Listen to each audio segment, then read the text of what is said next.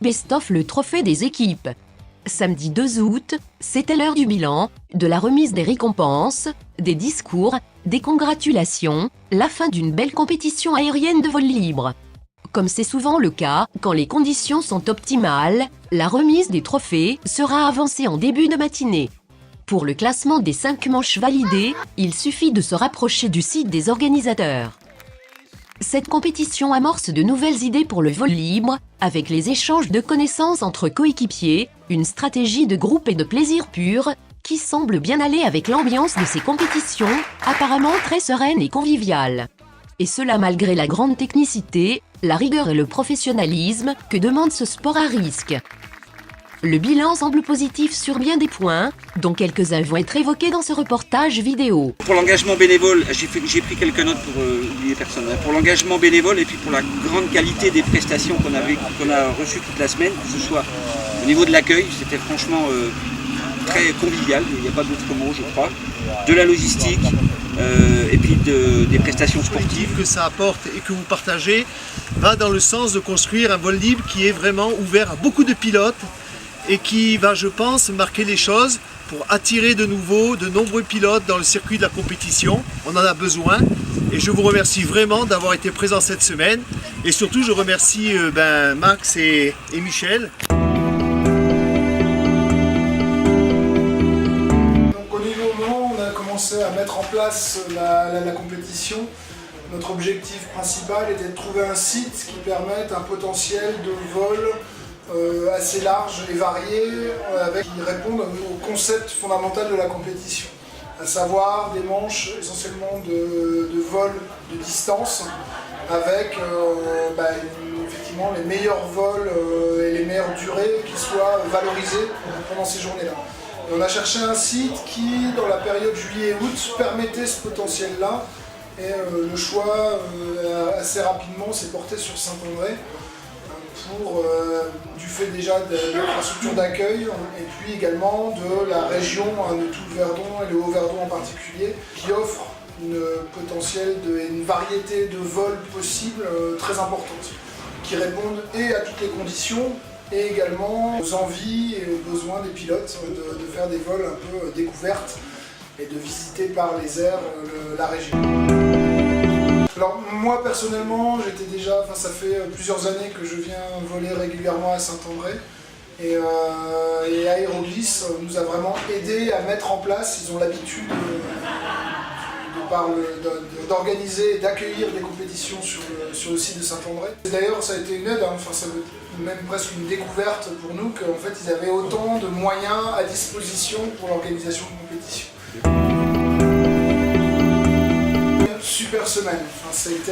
Alors ça là c'est un hasard parce que le site et la période avaient été choisis longtemps à l'avance, mais on a eu vraiment des conditions formidables. Sur les 7 jours potentiels, nous avons pu valider 5 manches de compétition, sachant que la dernière on l'a plutôt annulée pour des raisons de fatigue plus que de conditions météo.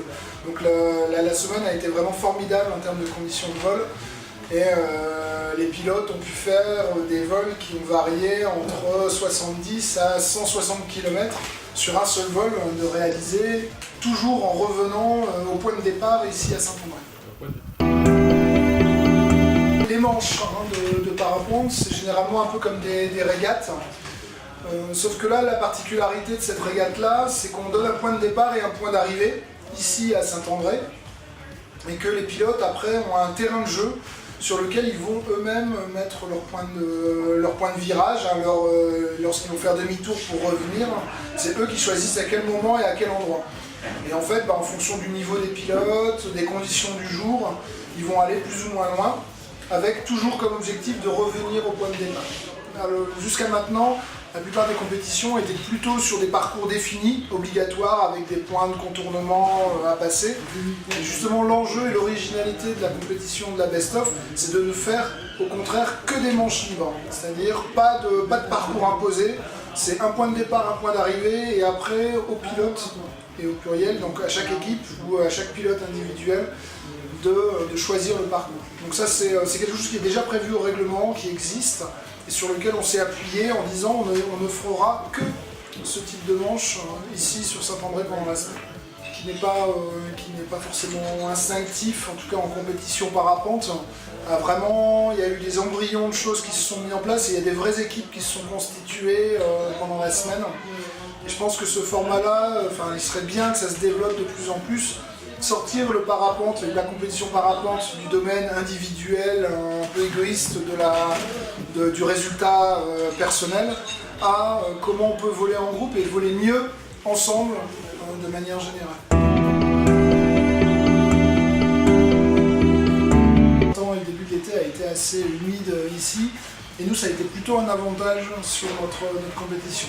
Parce que le Saint-André, sa région, a plutôt une réputation d'être un site assez fort, donc qui requiert un niveau de compétence au niveau des pilotes parapente assez élevé. Et là, effectivement, on a eu des conditions qui ont été vraiment très accessibles pour tout le monde. Et il s'est avéré qu'on a eu la chance, c'est que grosso modo, en France, c'était le seul secteur qui volait très bien. Et donc on a pu en profiter à plein pendant toute la semaine. Accueillis comme des rois, que ce soit par Aéroglisse dans toute la préparation et sur place, par la commune de Saint-André qui nous a accueillis aussi avec l'ensemble de ses commerçants qui nous ont aidés à travers leurs prestations à mener cette compétition et cet événement à bien, et également la commune de la Mure qui nous a accueillis par 2 fois lors des repas pour pouvoir accueillir tous les compétiteurs et les bénévoles autour de 2 gros moments, 2 temps forts de convivialité pendant la semaine. Qui sont une vraie réussite pour les pilotes et également pour nos sponsors.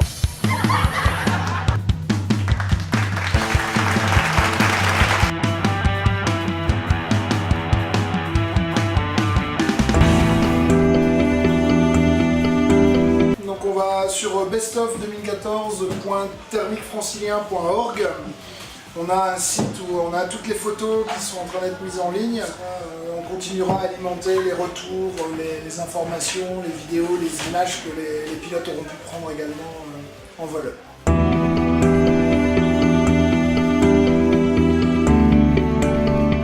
Alors, les inscriptions sont globalement bien passées.